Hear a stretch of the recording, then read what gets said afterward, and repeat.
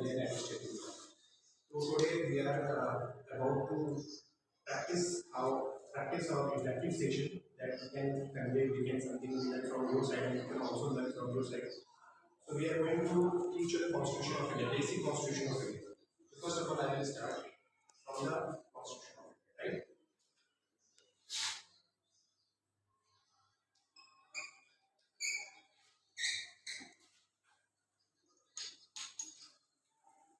This has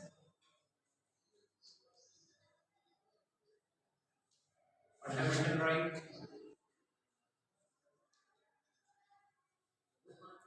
Second is there is directive principle of state policy.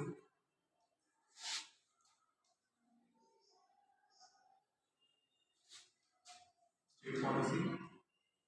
In shortly, we can say DPSP. Third is fundamental duties.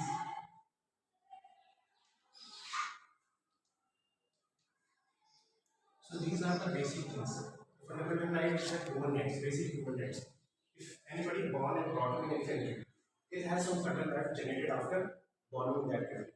So Constitution of India we have basic rights for the person born in.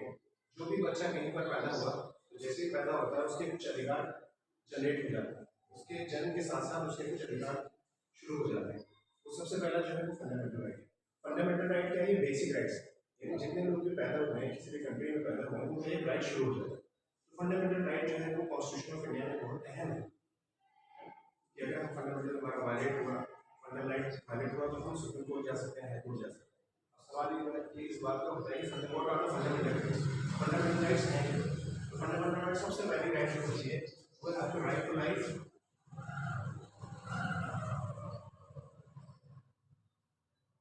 And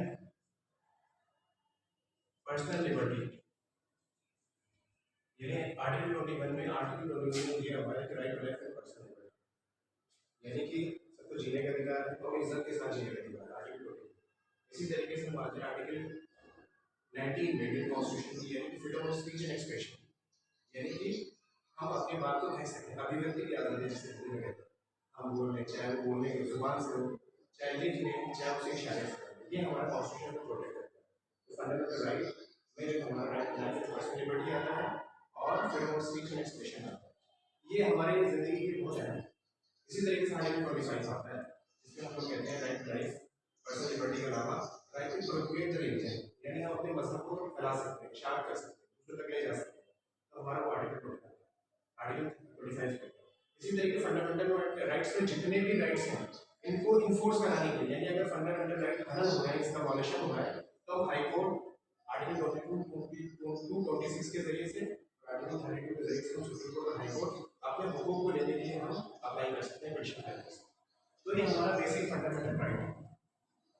जैसे हम लोग शरीयत में, इस्लाम में जो है कुरान है, पूरी जिंदगी के बारे में, पूरी कैसे निगाह करना है, कैसे करा करना है, कैसे जो है प्रॉपर्टी का डिस्ट्रीब्यूशन करना है, इसी तरीके से जो है कॉन्स्टिट्यूशन में कैसे हर एक शख्स के राइट्स की फिक्र करनी है, राइट्स को प्रोटेक्ट करना है.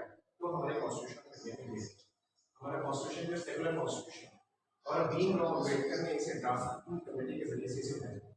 तो इसमें बेसिक चीज़ ये है कि किस तरह से हम फंडामेंटल हमारी बेसिक अवेयरनेस आ जाए.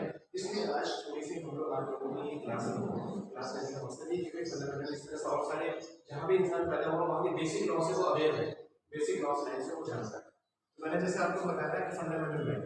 इसी तरीके से directive principle of state policy, ये भी एक प्रोविजन है जिसमें ये बताया गया है कि स्टेट के ऊपर कुछ जिम्मेदारियाँ होती हैं, वो आगे के कानून बनाए. फंडामेंटल राइट यानी कि ये जो इन्फोर्स नहीं है. Directive principle of state policy का जैसे हनन हो गया, वॉलेशन हो गया, तो वो सुप्रीम कोर्ट और हाई कोर्ट जा सकता है.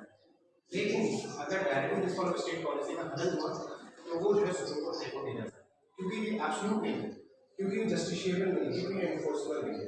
This is only in the direction of the state government that in the future they can make laws regarding this provisions.